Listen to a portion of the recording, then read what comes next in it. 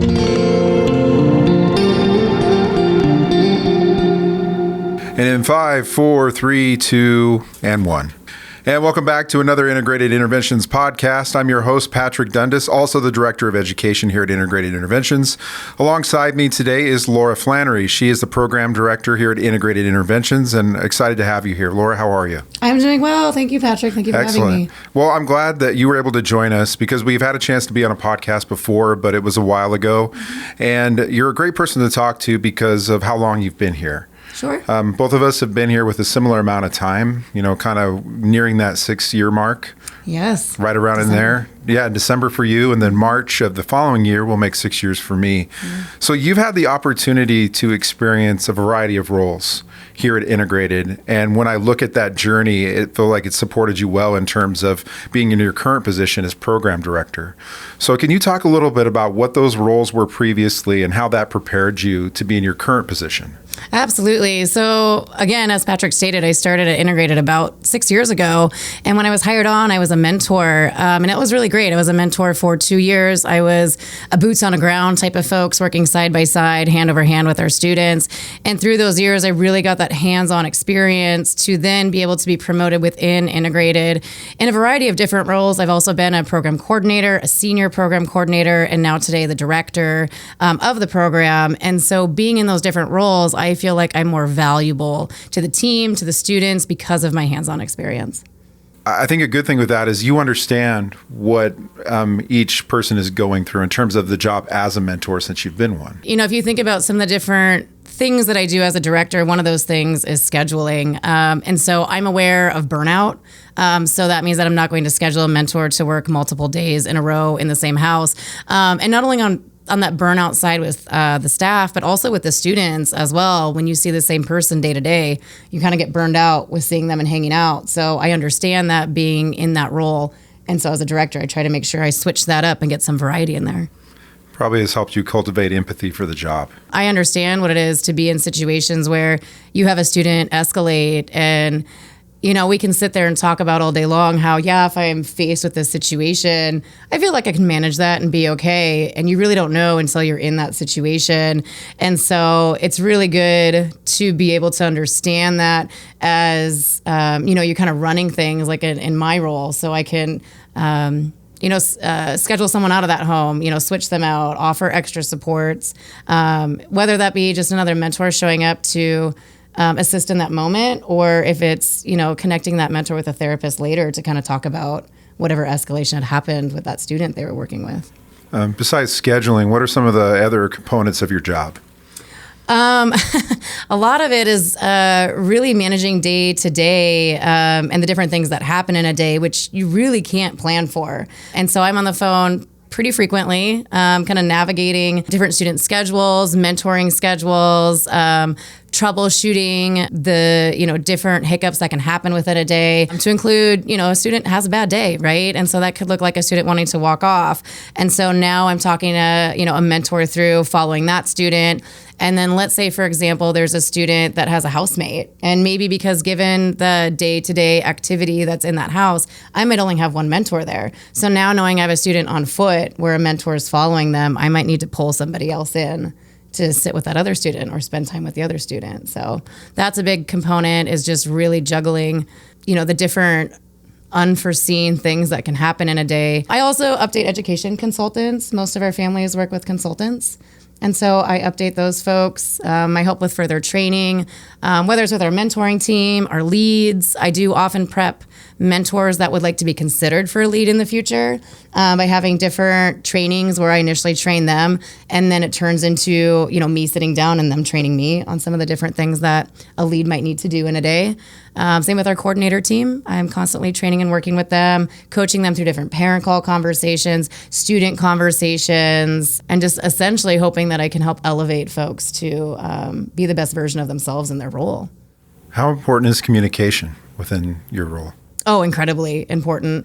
In fact, I kind of joke because I feel like I might over-communicate some things, but I do hit that pretty hard, especially when I'm interviewing a new mentor, for example. I really hit home the importance of communication because we're a team, and especially as a team that's working with students, that's human lives. So we all really do need to be on the same page. to understand what we're doing, why we're doing it. All of those pieces are super important if we're hoping to be successful in what we're trying to accomplish in a day. Especially with crisis situations. Absolutely. Absolutely. So you talk about scheduling of mentors. Do students have their own mentor, or how does that process work? Great question. So oftentimes you'll hear me say that everything's situational and we're custom fit. So, the quickest way to answer that question is yes, depending on the situation and what we're looking at for the day. So oftentimes you'll see students that might have a housemate or two. And depending on what's going on the calendar, there might only be one mentor for 1 or 3 students. But as we talk about filling out the student's calendar with other activities, that's when you're going to get a lot of that one-on-one student to mentor ratio time. So yes, oftentimes, absolutely, students are having their own mentor doing one-on-one activities. But there are also times when, like, let's say it's evening time and we're winding down, putting on a movie, doing our evening hygiene routine. There really only needs to be one mentor in the house to kind of oversee that evening routine for all the students. But there are situations where there might be a house that's double staffed, for example. Absolutely. So that's when I start looking at everything that's going on the calendar for different students and also the behaviors. So if there's behaviors that are a little more extreme or that require that, that direct oversight at all times, even if it's just for student safety reasons. For example, we had a student that thought to heat up leftovers meant taking the plastic container and putting it on high in the broiler. That could burn down a house. So I need an extra set of eyes to ensure that, the safety of the student, or I guess essentially to ensure the student is safe. So again, yeah, absolutely. We will double staff homes, even triple staff homes, depending on the situation. Or even safety for those who are living there as well, maybe the housemates or whatever that looks like. Yeah, absolutely. Again, we look at all types of, the student behaviors, and that's how we kind of think about housemate pairing as well, as we try and put students in houses with other housemates where they're either going to learn something from the student. Like, let's say, for example, I have a new student coming into program, but I really want them to hone in on that work ethic piece because that's historically something that they struggled with. So I might pair them with a student that has positive work ethic. They're out at our hobby farm working 5 days a week. So to kind of positively influence that new student, I might pair them that way. Same thing when I look at different behaviors that are negative as far as even being destructive. I'm going to be very mindful of if they have a housemate and who that housemate is, and then what that staffing oversight looks like as well. Roommate chemistry for anyone can be challenging because things do come up along the way. How do you mitigate challenges that happen, like, say, disagreements within the home, or some, housemates may not see eye to eye on things and they may on others, but when there does come that point where there needs to be some maybe mediation, how do you approach that? Great question. So one of the first things that I tell students when they're in a new housing situation or a housemate situation is to take a few days, even a week, to try and get to know each other. And then to write down a list of different boundaries and household rules that you might want to sit down and discuss with that housemate. Then after a few days or a week, we will have a scheduled housemate to housemate meeting where the case manager or a lead mentor will sit down and they will essentially mediate that housemate meeting, and we'll set different guidelines or household type of rules before we have that conversation to make sure the conversation is productive, polite, respectful, and then we'll sit down and we'll kind of create a housemates to housemates boundaries and household rules list. Now, let's say time goes by, we've had that conversation, and for whatever reason, it's not working. That's when we might get more creative, and depending on that situation, with why the housemates aren't getting along, we might separate the housemates and review that housemate situation altogether, or we might make different behaviors a little more uncomfortable. So for example, let's say we have a housemate situation that's not working out very well because one housemate wants to watch the TV until 10 p.m. We might then remove that cord for the TV at 9 p.m. and have it be quiet time from there on out. There are a lot of our students that have come from traditional residential settings. settings that are very much different than the environments that we have here at Integrated Interventions.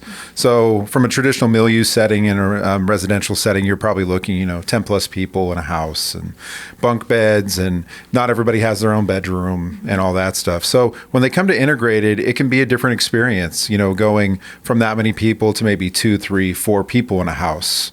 So how do you navigate that experience for those who are used to a very specific way of living and adjusting to an environment that maybe has a lot less rules or is not as structured? How do you help those students? Essentially, our program is designed to mimic quote unquote real world as much as possible. And part of doing that is having a housemate or two. That's very normal for a young adult. Rent's expensive.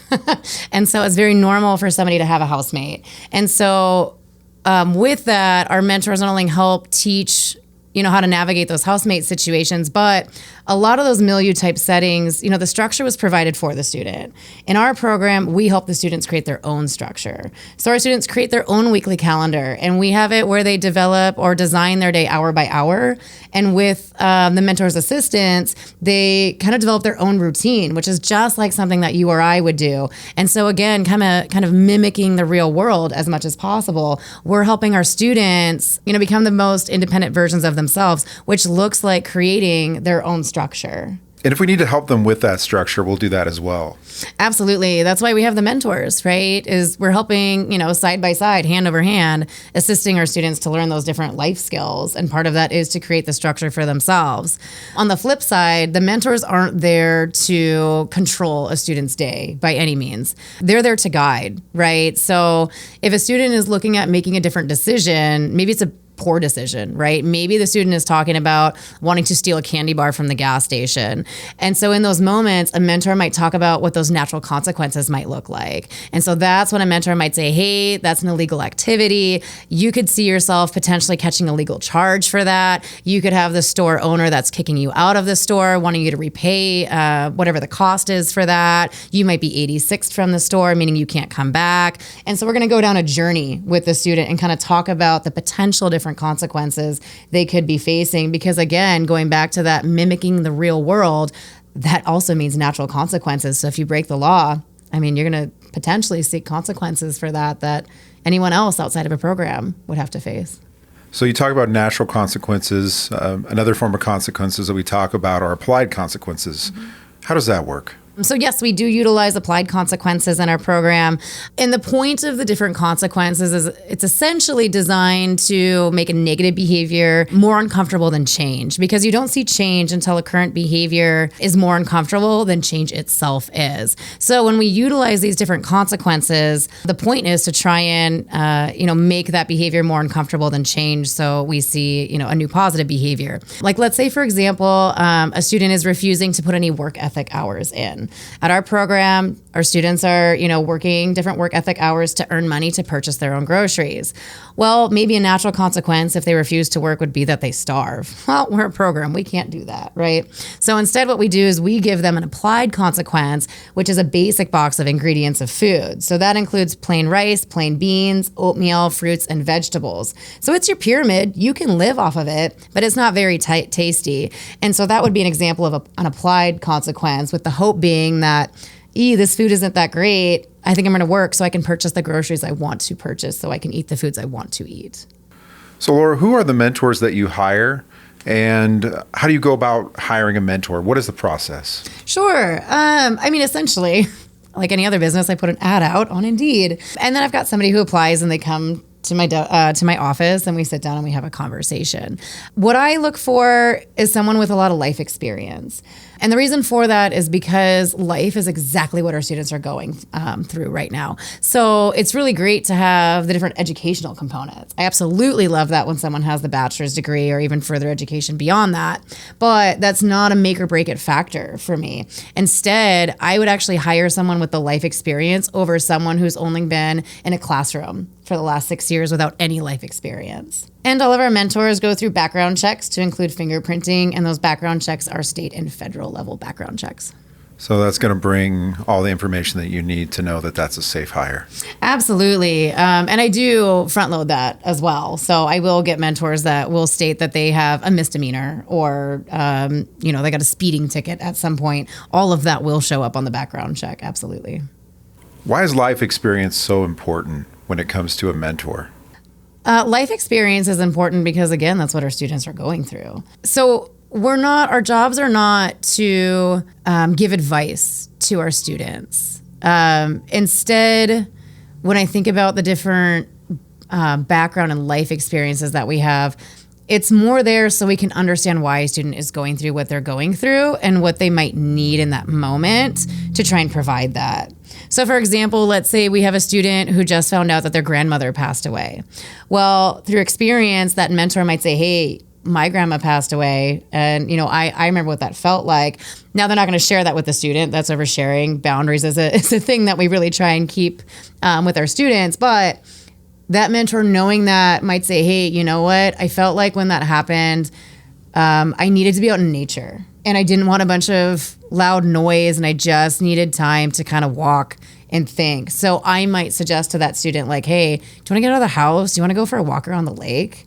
And that's how we can kind of utilize that life experience to help our students and to be there for our students. And so again, that's why I like that life experience, because if you haven't had those different situational things happen to you, we're not maybe guiding our students or trying to offer different coping skills or things for our students in a meaningful way, or in a way that would be like a takeaway for the student, something that the student would want to grasp onto and utilize. And again, we hold a firm boundary. We don't share personal information, like including stories such as like, oh, my grandma passed away too, with the students. Again, it's more so we can remember what that feeling felt like, or what that felt like in that moment, to understand what the student might be going through, if that makes sense. Oh, it does. Why is it dangerous to share personal information? Well, knowledge is power. Yeah. A lot of our students have come to us from a variety of different programs, anywhere from, one other program. I think we had a record of maybe 17 other programs that a student had been to before coming to us. And oftentimes students that have been through those different programs, or maybe not, they feel like they don't have any control of any aspect in their lives. And so, again, knowledge is power. And some students maybe like to create chaos a little bit, stir the pot, create drama. And so they might utilize that personal information to, overshare with other folks. And again, just to kind of create drama in the workplace. And additionally, it's not about us. So why are we sharing any information with the students about our lives? Again, we're there for the student. So if the student wants to share that, we might listen, or we might say, whoa, that's pretty heavy. We might want to save that to talk to with a therapist. But again, the student's not our therapist. So for me, it just it blurs that line as to, again, why we're here and what we're doing. So yeah, I think that's a great reason why we have those boundaries, is because, again, and also they're students, right? So it's a professional setting, right? So it might feel organic to want to share personal stuff because someone else is sharing personal stuff, but they're students. There's that professional relationship we need to hold. Well, in those relationships too, the boundaries can be blurred when you're working so closely with someone, especially in their home. I mean, it doesn't feel like a traditional experience, I guess. Yeah, and we build relationships. That's 100% part of why we're able to do the good work that we do, is we develop those relationships with our students. But we do that by being consistent and, maybe teaching a student how to cook a new recipe, or doing a fun community event together. That's how we're building our relationships, not by sitting there and gossiping about, my boyfriend in high school or whatever. Why is rapport so important? So students trust you to want to, have them help you work on their goals and problem solve. Having that trust is very important. And so that's why building the relationship is essentially kind of that foundational piece, again, as to why we can do the good work that we do, because you need that trust in place. One of the important aspects for a student is their calendar. Filling out their calendar also kind of relates to what their program goals are, because we're going to fill their day with what they want to accomplish and achieve. So I guess this is kind of a multi-part question in the sense of starting with the student's goals. How do they come up with those goals? How are those achieved? Does the student have a say in it? How much of that is the coordinator or the case manager? If you could kind of talk about those components. Sure, absolutely. Each one of our students has a case manager, and the case manager's role is to work with the student to essentially design their program and construct that. And part of that is coming up with different goals the student wants to work on. So at no point am I going to create a goal for any of our students.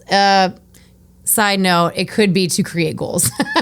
If we have a student coming to a program that says goals are stupid, I don't want to create any goals, that might be our first goal, is to come up with some goals. So essentially what we're doing with that relationship building piece, and when we're getting to know the student, is during that process, we're identifying different problem areas where we might talk to the student to then develop different goals. So for example, as I'm building a relationship with the student, I might discover that the student really struggles to maintain their oral hygiene. They're not brushing their teeth twice a day, and maybe they're not even brushing their teeth once a week. So I might present that to the student and say, hey, let's educate ourselves on the importance of oral hygiene and why we want to take care of our teeth and our mouth.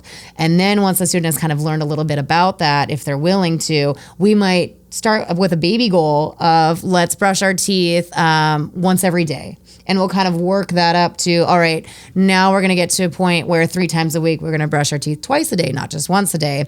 And we'll keep changing that goal as the student kind of meets these different milestones to hopefully one day where we don't even need it to be a goal anymore because the student achieved that goal. Then we're going to focus on another area. So oftentimes we do different trainings about, like if you think about a car and having different wheels and they all need to be the same size or the car is going to be lopsided, it's not going to go down the road very smoothly. We kind of think about our lives in that way as well, where we don't want to focus too much in one area and not focus at all in another area, or we're going to be lopsided. So that's when we might look at the student and say, all right, so we're doing, pretty well with balancing our work, school, social life, but what are we doing for our body health as far as like physical health goes? And maybe we might start then talking about goals to have some physical fitness in our life and so on and so forth. So that's kind of how we work through the different goals. The student will develop those different goals with their case manager, and those goals are then shared with the mentors, and then mentors get mentoring directives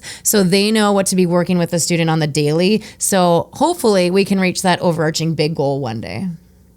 How do we measure those goals? We utilize spiral dynamics to measure those goals, and we have every week, when I say we, I mean the case managers, but mentors or myself as a director can have those different hold-on meetings with our students as well. But we'll sit down and we'll have what we call hold-on meeting, where we sit down and we utilize spiral dynamics to kind of look at that goal for a week or even in a moment to kind of decide where the student falls on, that level of spiral dynamics, to determine if there's progression or regression. And as much as I love progression, it's also kind of fun to talk about some regression, because that's when we get to problem solve and say, hey, so maybe your work ethic goal, maybe you have a work ethic goal, and that work ethic goal is to demonstrate quality work ethic with integrated interventions.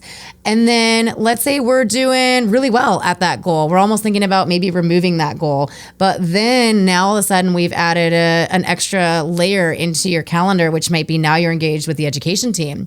And so now I'm discovering that now that you've started education, you're not showing up to work on time. So what can we do to problem solve that? As an adult, we would take a look at what our schedule is to pivot and maybe change things a little bit so we can make that work. So again, another perfect example of an adult life skill that we're teaching our students is how do we look at what the problem is and how do we pivot to adjust so we can make it work? So it's kind of fun to sit down and have those different hold-on meetings with our students so we can dive into the reason why a goal might be progressing or even regressing, right? To then come up with a plan to help that student meet that goal if there is regression or if it's stagnant. How do you approach regression and stagnancy? It's going to be situational, because it's really up to the student to tell me why. Like, there's going to be a reason. I would hope there's a reason why anyone's changing when it comes to their effort that they're putting towards a goal. And so after I have that conversation, that's, again, situational as to how we're going to kind of pivot. If it even is pivoting, maybe it just might be where the student says, I just don't have any interest in that goal and I'd like to work on something else. Well, that's okay. We can work on something else. Let's work on something you want to work on. Yeah, we find situations where students will self-sabotage. maybe things are going too well. All of a sudden, they're like, okay, I'm doing really well. I'm finding myself in all these areas that I've had success that I've never had success in. And that can be a scary thing. How do you work with a student that has had so many failures or so many situations where maybe they didn't do well at something and all of a sudden they're doing well? Maybe there's a fear that they all of a sudden might not do well. Yeah. I mean, and that's a great time to maybe consider bringing in the therapist so they can further explore that topic or that feeling with that student. So what's really great is every week we have a treatment team meeting. And every member of leadership is a part of that treatment team meeting, including our therapy team. And so although that, client or student therapist relationship is private in the sense that, they're behind closed doors and that's, their conversation to have, the therapist is able to sit down at that leadership meeting every week to hear about all the different students. And they have an open door to where the case managers can go to the therapist and say, hey, so this student, is struggling in this area, or, historically they have struggled to maintain employment and now they're actually maintaining it. So they might have some kind of a fear. I'm not sure. Could be something to explore though and notate on your end so you can organically maybe have that conversation with the student. Well, and it allows the opportunity to talk about goals because that is something that can be shared to talk about, well, this student is working towards this. That works really well hand in hand with what the case manager is doing as well to be able to communicate what a student is working on and the goals and how they can get there. Absolutely. I mean, we're all a team, right? So we have to work together. We have to, again, going back to that communication piece, like we have to have positive communication.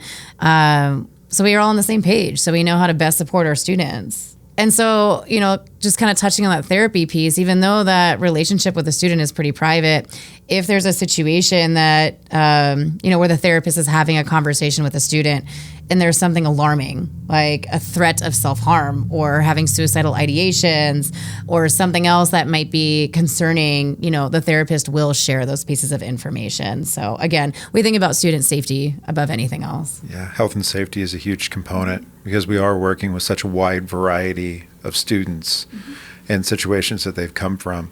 Which is what makes Integrated a really interesting place to work because you're working with so many different diverse individuals. Absolutely. No 2 days will ever be the same. Never.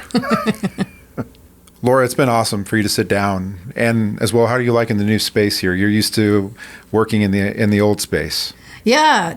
No, I actually really love this space.